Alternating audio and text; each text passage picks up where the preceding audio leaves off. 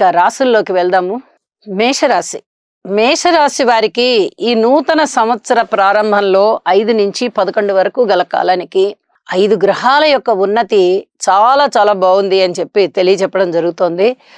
ద్వితీయ స్థానంలో గురువు గారు బాగున్నారు, షష్ఠ స్థానంలో కేతువు బాగున్నారు, లాభస్థానంలో 3 గ్రహాల యొక్క సమ్మేళనం జరుగుతుంది. వెరసి 5 గ్రహాలంటే అది మాటలైన విషయం కాదు.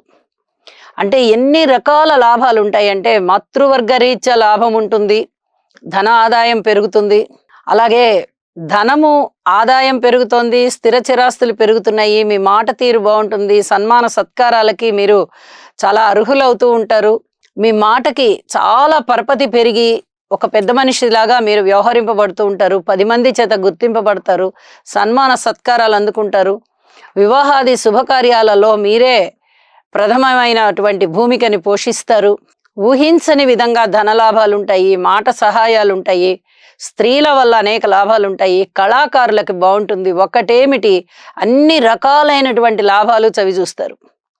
అంత బ్రహ్మాండంగా ఉందని చెప్పచ్చు.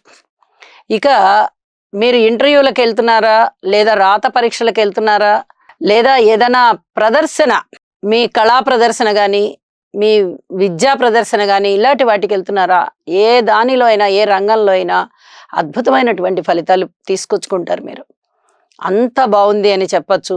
ఉద్యోగ జీవితంలో కూడా చాలా సంతృప్తి ఏర్పడుతోంది, స్థాన చలనాలు ఉన్నాయి, పితృవర్గ రీత్యా బాగుంది, బుధ ఆదిత్య యోగం ఉండడం కారణం చేత అనేక విధాలుగా మీకు మనశ్శాంతి పెరుగుతోంది.